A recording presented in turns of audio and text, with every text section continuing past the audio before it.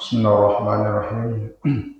Assalamualaikum warahmatullahi wabarakatuh. Alhamdulillah wassalatu wassalamu ala Rasulillah wa ala alihi wa sahbihi wa mawalah. La haula wa la quwata illa billah. Allahumma anfa'na bima 'allamtana wa 'allimna bima yanfa'una bi rahmatika ya arhamar rahim. Alhamdulillah jamaah Surau Babul Jannah dan warga komplek Dinasti Indah yang kami muliakan dan senantiasa dirahmati Allah. Syukur Alhamdulillah kita berterima kasih kehadirat Allah atas segala nikmatnya yang Allah berikan kepada kita. Kita diberikan kesehatan, diberikan kekuatan, termasuklah kesempatan kita sudah sempat melaksanakan sholat subuh secara berjamaah. Alhamdulillah, pembahasan kita pada pagi hari ini adalah tentang al-khauf. Ya.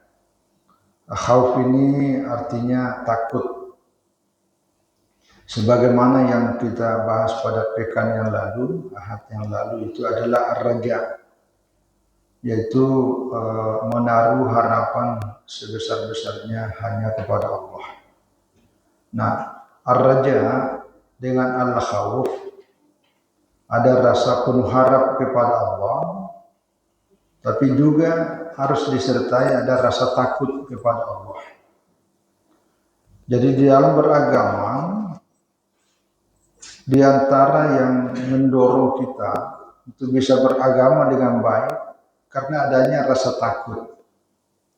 Kalau tidak ada rasa takut sedikit pun dalam hati kita kepada Allah, maka itulah yang kemudian mendorong kita terjadinya pelanggaran di dalam beragama.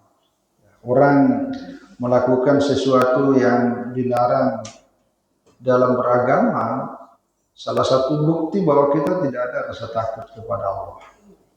Kita ini datang sholat subuh, bangun, begitu juga sholat-sholat lainnya, begitu juga ibadah-ibadah lainnya, itu karena adanya rasa takut. Ya, takut tidak menjalankan perintahnya, karena itu akan berakibat untuk adanya azab, adanya balasan. Nah, begitu juga sebaliknya, kita menjalankan perintah Allah karena penuh harap kepada Allah akan memberikan balasan yang terbaik dari apa yang kita lakukan. Jadi sekali lagi, pembahasan al-khauf ini adalah satu materi pembahasan yang sangat penting, yang memotivasi, mendorong kita untuk senantiasa ada rasa takut dalam hati kita. Jadi al-khauf itu adalah istis'arun nafsi ma yaqdiru haluha fil mustaqbal.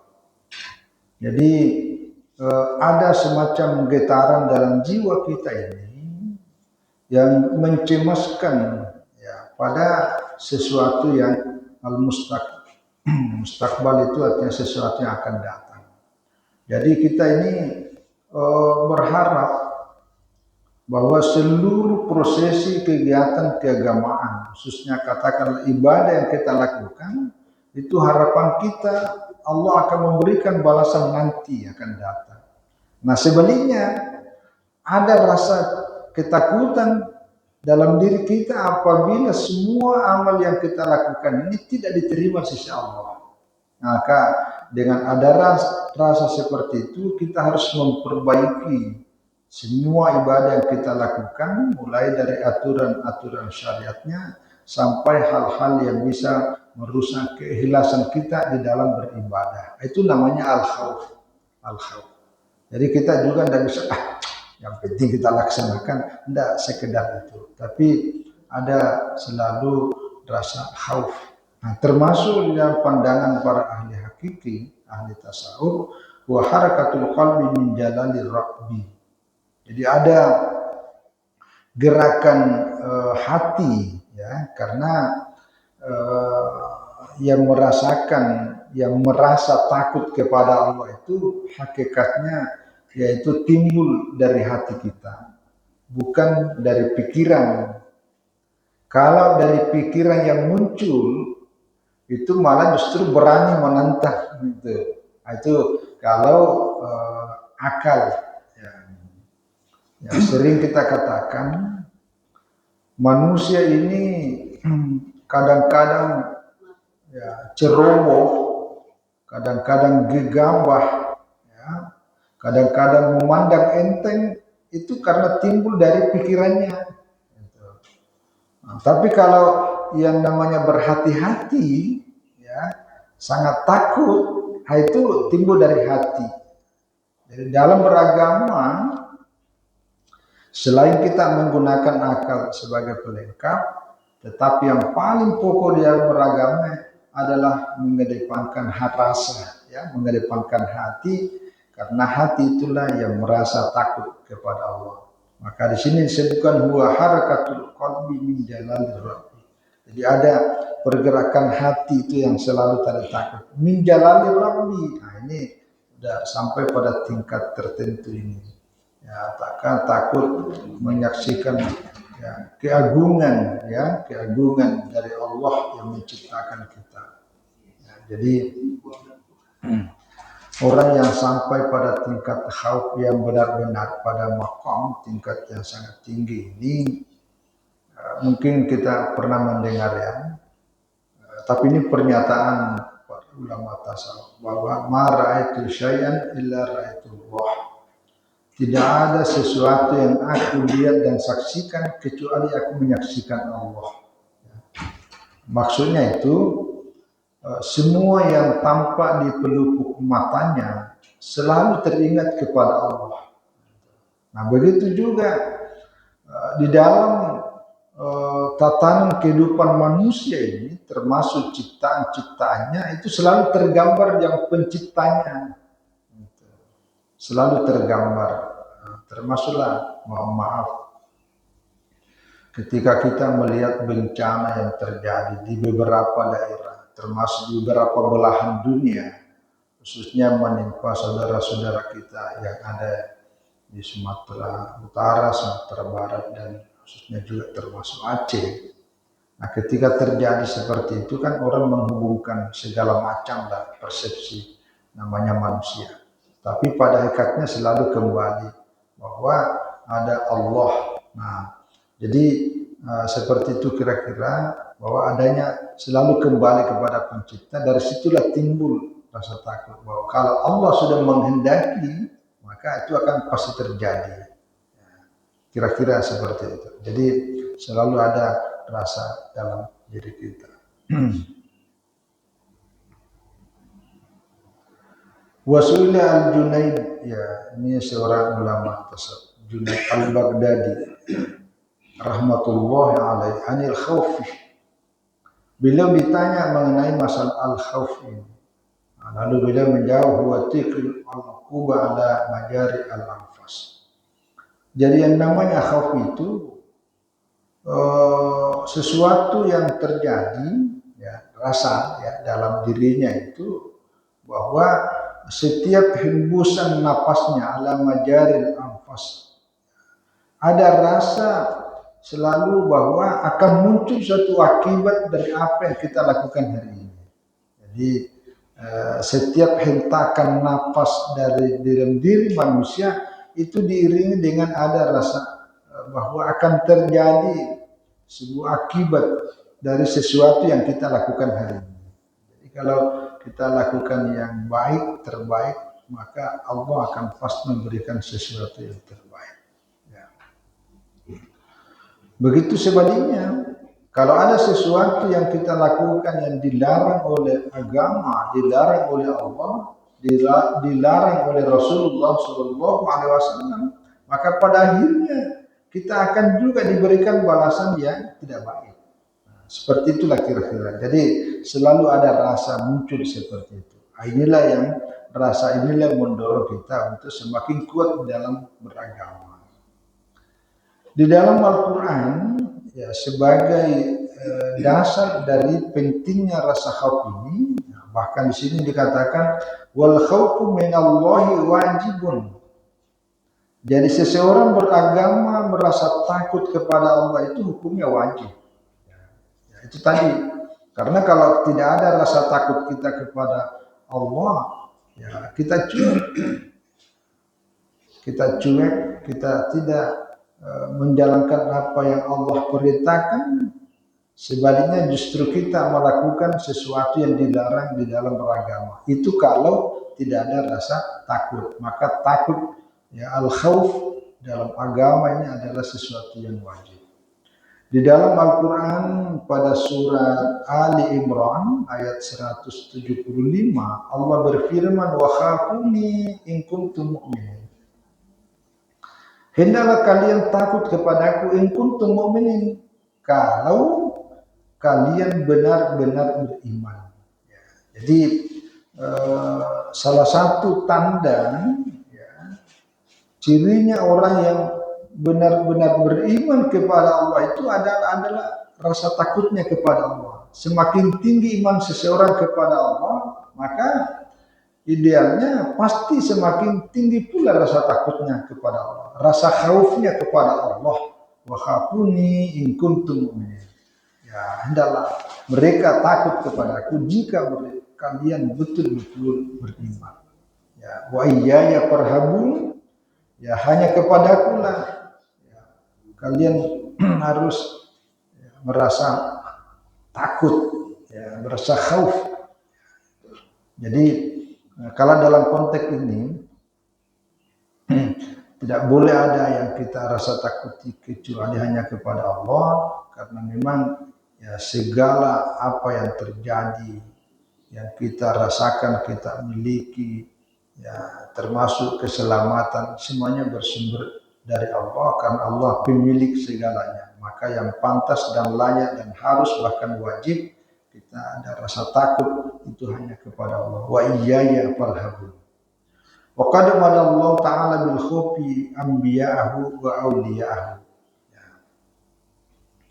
Allah Subhanahu wa taala selalu, ya, memuji para nabinya, ya, memuji para aulianya, para walinya. Kenapa? Bil khauf. Karena para nabi dan wali-wali Allah itu ada rasa khaufnya. Jadi salah satu faktor Allah mencintai, Allah memuji di antara hamba-hambanya itu karena hamba-hambanya itu hanya ada rasa takut kepadanya. Wa yad'unana ragaban wa rahaban. Ya, jadi mereka berdoa kepada kami dengan penuh harap dan penuh rasa takut. Jadi itu tadi ragaban ini yang juga dimaknai tadi yang kemarin kita bahas itu adalah rasa penuh harap tapi juga ada rasa takut hanya kepada Allah. Ya. Wa yad'una rabbahum khaufan wa tama'an. Ya, jadi mereka berdoa meminta sesuatu hajatnya, ya, kepada Allah, ya, khaufan disertai rasa takut, wa tama' dengan keinginan yang sangat kuat, ya, itu yang kemarin raja. Jadi itu diantara dalil dari Al-Quran yang dijadikan dasar oleh khususnya pengarang kitab ini mengenai al-khauf dalam beragama adalah sesuatu yang sangat penting. Di dalam hadis Rasulullah Shallallahu Alaihi Wasallam, qala Nabi Shallallahu Alaihi Wasallam, la yadkhulun nara man baqiya min khasyatillah. Tidak akan pernah masuk neraka orang yang selalu menangis hanya karena takut, semata-mata takutnya kepada Allah. Ya, jadi air mata dari seorang ulama, dari seorang wali, dari seorang yang benar-benar penyembah, pengabdi dan rasa takutnya kepada Allah membuat air matanya menetes. Air matanya itulah akan menjadi benteng penutup pintu neraka. Ya, jadi ada memang ulama yang selalu yang dia pikirkan itu bagaimana nasibku nanti di akhirat kelak. Mulai bagaimana nasibku ketika saya mau menjelang sakaratul maut, bagaimana nasib kita nanti kalau di alam kubur, bagaimana nasib kita, itu yang dipikirkan, itulah yang selalu ada rasa takutnya. Nah, dari rasa itulah mendorong dia untuk selalu memperbaiki ibadah yang dia lakukan. Itu namanya khauf. Itu yang disebut al-khauf. Ya, di dalam kitab ini dijelaskan, bahkan dinisbahkan bahwa ini sebuah hadis. Waqala sallallahu alaihi wasallam kana an-nas ya'uduna Daud wa yazunnuna annahu marid wa lam yakun bihi illa syiddatul khauf min rabbih. Jadi dulu ini Nabi mengisahkan tentang Nabi Daud alaihissalam. Jadi dulu Nabi Daud itu didatangi ya para ya umatnya, datang apa itu ziarah, menjenguk ya, datang pada menjenguk Nabi Daud karena dikira sudah meninggal. Ya. Wa yazunnu annahu marid, dikira dia sakit, ya, datanglah menjenguk. Ternyata walam yakun bihi illa syiddatul khauf min rabbih. Ternyata Nabi Daud itu bukan sakit, tapi karena rasa takutnya kepada Tuhannya, kepada Allah itu sangat tinggi, sehingga dia memang lemas, loyo, seperti orang sakit tidak bisa berbuat apa-apa. Jadi ini salah satu yang disebutkan oleh Rasulullah SAW dalam kasus Nabi Daud alaihissalam. Dan memang dalam kehidupan para nabi dan para wali, karena rasa takutnya itulah yang kemudian dia hidupnya tidak terlalu ini. Jadi dikira orang sakit. Sama dengan ini. Ini juga sering dikisahkan ya. Ada yang menyebutkan misalnya Sayyidina Ali bin Abi Thalib. Ada juga menyebutkan kebiasaan para wali. Itu mulai saja ketika mau berwudu, ini pada saat dia sudah mau berwudu, itu sudah kelihatan pucat wajahnya itu. Orang kalau pucat wajahnya kan kayak kurang darah itu, kayak mau pingsan kira-kira gitu tuh. Jadi dianggap sakit. Jadi orang-orang yang ada di samping kiri kanannya nanya, "Syekh, kenapa Anda seperti orang yang ini? Pucat sekali wajahnya. Ada rasa takut." Apa jawabannya? Saya ingin mengambil wudu ini, sudah tergambar di depan saya bahwa saya kan segera menghadap kehadiran Allah. Jadi yang dia bayangkan itu bagaimana persiapan saya ini, apakah sudah benar-benar maksimal bekal saya untuk berhadapan dengan Allah. Nah, itu yang dia pikirkan, nah, itu yang dia takut itu. Jadi sampai kelihatan seperti orang pucat, seperti orang yang pucat. Itu yang betul, ini yang dimaksud sama dengan kasusnya Nabi Daud ini. Jadi kelihatan seperti orang sakit, sehingga orang-orang pernah datang menjenguknya dikira sakit, padahal bukan sakit itu, tapi karena hatinya menjadi sangat takut kepada Allah gitu, ya. Nah, begitu. Jadi sama dengan ini, tapi ini cerita dalam ilmu hadis. Jadi ada ulama itu tidak berani mengatakan Nabi bersabda, kalau Rasulullah. Nah, jadi ketika ada seorang ulama begitu menyebut Rasulullah bersabda, itu langsung gemetar begini, gemetar. Lalu ditanya sahabat para jamaahnya, "Syekh, kenapa begitu menyebut nama Nabi Muhammad, kok Anda bergemetar, kayak ada rasa takut?" Apa dia jawabnya? "Oh iya, karena begitu saya mengucapkan suatu kata atau kalimat dengan mengatasnamakan nama Rasulullah, saya takutnya nanti Rasulullah tidak bersabda sebagaimana aku yang katakan. Jadi kalau saya mengatakan Rasulullah bersabda, ternyata Rasulullah tidak bersabda seperti yang kita akui, berarti kita berbohong atas nama Rasulullah, dan itu tidak boleh. Itu bahaya. Maka inilah yang kemudian para ulama itu menyusun kaidah-kaidah, mana hadis sahih, mana hadis mutawatir, mana hadis dhaif, mana hadis palsu. Karena itu takutnya gitu. Nah, tapi kalau sekarang mah nggak ada takut. Apa aja Rasulullah bersabda, padahal dilacak.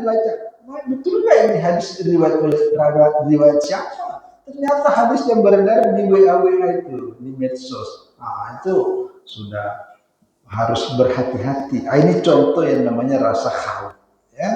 Jadi rasa khauf, rasa takut, rasa khawatir dalam beragama itu penting, ya penting. Ya, bahkan di sini, nah, ini bagus kitab ini karena setiap ada hadis itu ada keterangannya di bawah. Ya, karena itu tadi penting memberikan keterangan bahwa ini betul nggak hadis Nabi. Ya, jadi ini bisa dipertandakan karena diberikan keterangan.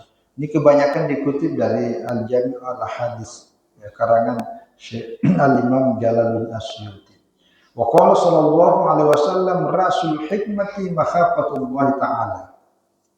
Ya, jadi rasul, ya rasul itu kepala. Al-hikmah yaitu hikmah. Ya, maksudnya ini modal dasar utama yang namanya hikmah. Hikmah ini kan bijak. Hikmah ini adalah ilmu-ilmu yang kita tahu di luar dari apa yang kita lihat, saksikan. Itu namanya ilmu hikmah. Nah, sumbernya ilmu hikmah bagi setiap orang itu muncul dari rasa makhafatullah, rasa takutnya kepada Allah.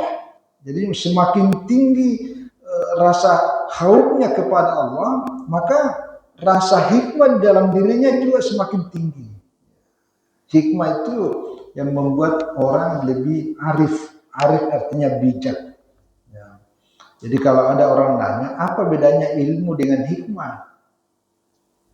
Kalau ilmu itu kadang-kadang, ya bukan kadang-kadang, memang membuat banyak orang pintar. Tetapi orang pintar belum tentu arif, belum tentu bijak. Ya. Kalau orang bijak, ya tidak terlalu pintar, tetapi di hatinya itu mengedepankan rasa takut, sehingga dia selalu berhati-hati.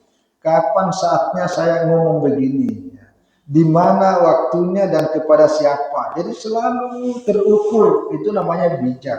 Tapi kalau orang pintar, kadang-kadang, apalagi kalau sok pintar, itu lagi.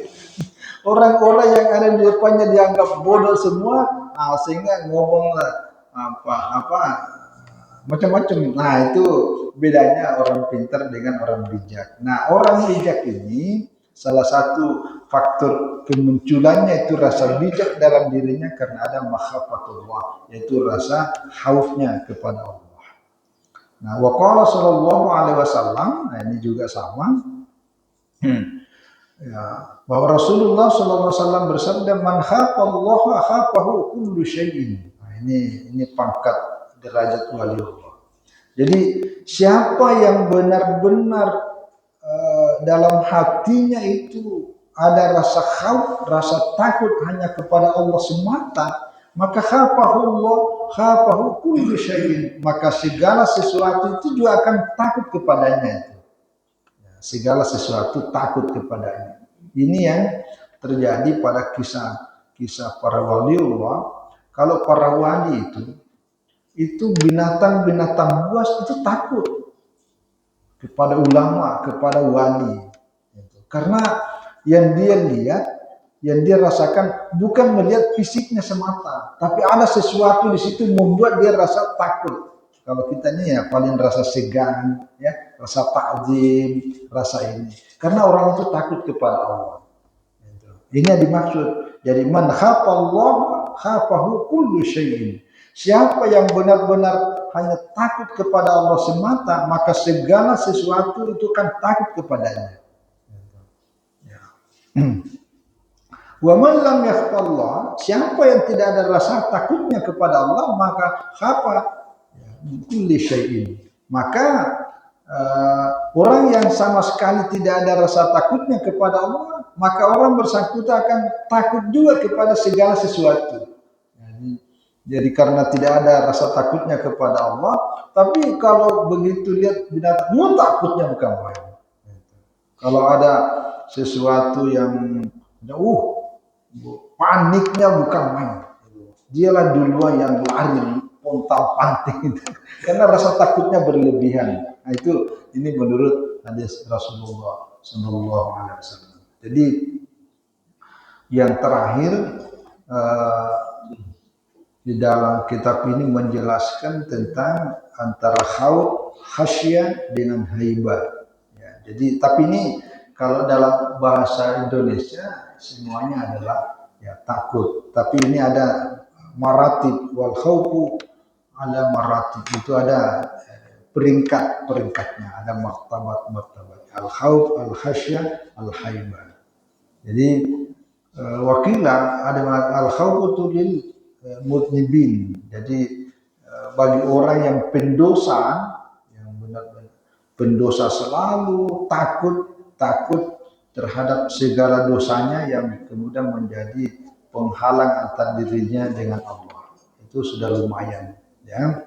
Warahban, itu takut yang disertai dengan rasa ta'zimnya kepada luar biasa. Lil abidin, abidin itu orang-orang yang taunya ibadah. Jadi penyembah, betul-betul tidak ada sesuatu, tidak ada aktivitas kecuali hanya ibadah kepada Allah. Yang begini ini semua salat sunat itu dikerjakan. Dia tidak ada perlu banyak berdebat. Nah, ini gimana dalilnya? Pokoknya begitu kata para ulama, ini ada salat sunat dia laksanakan. Karena yang dia harap itu betul-betul banyak pahala itu al-abidin. Nah, orang seperti ini ya timbul rasa keinginannya untuk selalu beribadah karena ada rasa rahbah. Rahbah itu artinya rasa takut kepada Allah disertai dengan pengagungan yang ada dalam dirinya. Jadi merasa selalu semakin banyak ibadah, maka Allah akan semakin memuliakan dan meninggikan derajat kita. Itu kira-kira. Kalau wal khasyah lil alimin, ya. Khasyah ini rasa takut, ya, yang disertai dengan kesadaran ilmu. Nah, itu makanya lil alimin, orang-orang yang alim, ya, alim. Jadi maka itu kaitannya ada ayat dalam Al-Quran, innama yakhsyallaha min ibadi al-ulama, itu ada ayat. Mana ayatnya? Jadi tidak ada yang takut hanya kepada Allah kecuali hanya para ulama. Maksudnya ulama itu orang yang dengan keilmuannya yang ia miliki mendorong dia untuk semakin takut kepada Allah. Itu yang disebut ulama. Ya. Kalau semakin tinggi ilmu, semakin kurang ajar, itu bukan. Ya. Tapi ini semakin tinggi ilmu, semakin mendorong menjadikan ilmunya itu untuk semakin takut kepada Allah. Itu namanya khasyah. Itu namanya khasyah. Ya. Ya.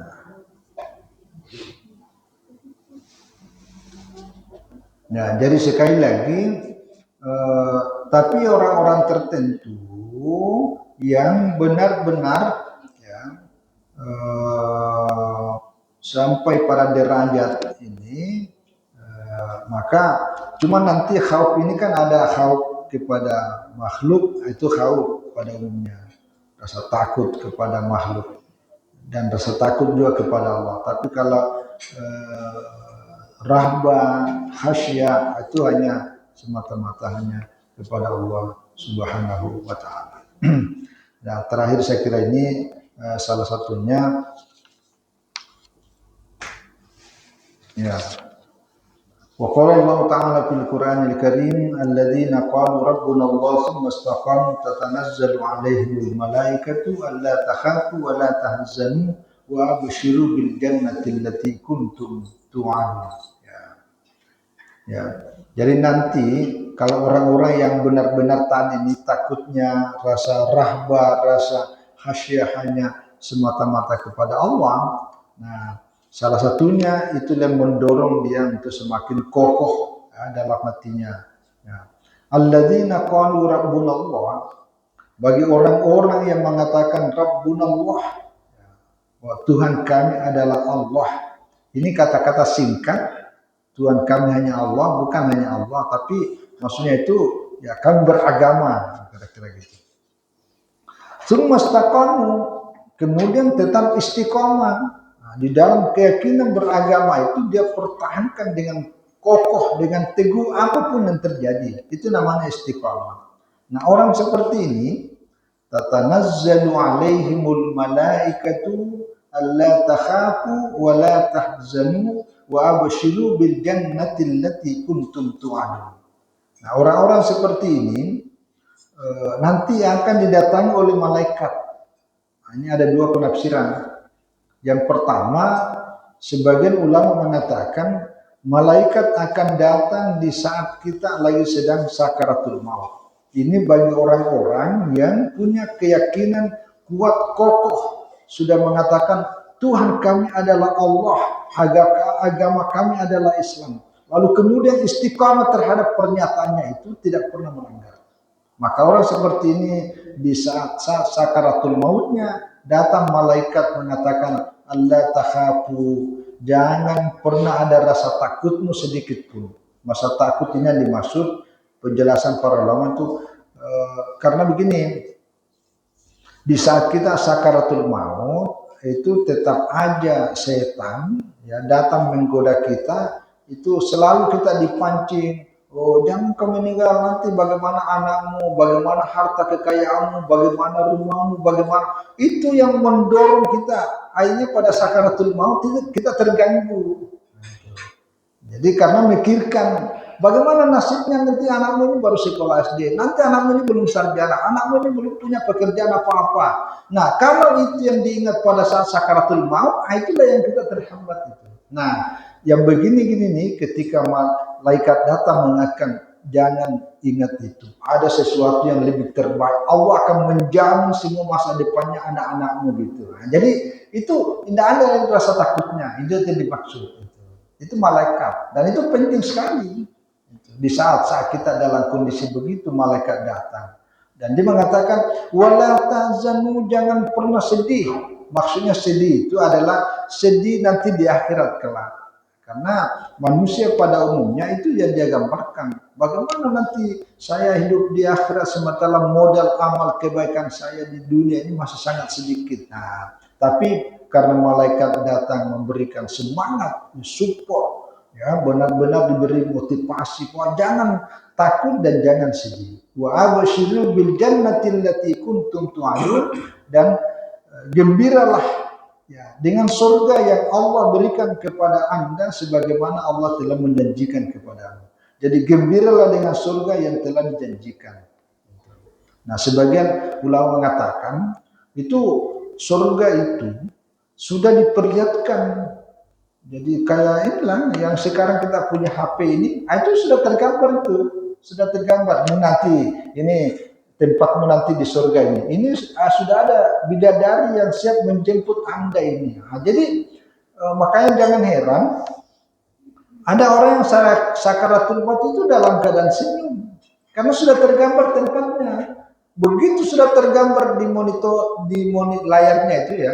Oh, ini surga luar biasa. Akhirnya semua lupa. Itulah meninggal dalam keadaan aman, nyaman. Itu namanya husnul khatimah. Jadi orang-orang alim, orang-orang salih, orang-orang para waliullah yang benar-benar tadi khauf, rasa takutnya kepada Allah, beginilah modelnya. Jadi itu baru mau dicabut nyawanya, apalagi nanti di akhirat kelak. Itu kira-kira gitu. Itu penafsirannya. Jadi ada yang mengatakan juga bahwa malaikat itu yang mengatakan la takhafu wa la tahzanu itu nanti di akhirat kelak. Ketika kita di padang mahsyar, di padang mahsyar ini kan kita menunggu bagaimana kita diadili, bagaimana kita akan nanti ada malaikat sebagai advokatnya itu, sebagai apa namanya pengacara kita. Nah, pengacara akan mendampingi, jangan takut, jangan sedih, gembiralah, Allah akan pasti memberikan kamu ya dengan masuk surga. Nah, itu kira-kira gitu. Itu penafsirannya. Jadi saya kira ini yang bisa kita share berbagi pada subuh pagi hari ini. Mudah-mudahan Allah Subhanahu wa taala senantiasa menata hati ya, jiwa dan pikiran kita untuk selalu ada di hati kita rasa khauf, rasa takut kepada Allah, juga diiringi dengan rasa penuh harap, karena hanya kepada Allah kita berharap, tapi juga begitu hanya kepada Allah yang kita takuti karena semuanya bersumber darinya, tapi tanpa mengabaikan dalam kehidupan dunia. Saya kira ini, terima kasih, mohon maaf atas semua kekurangan.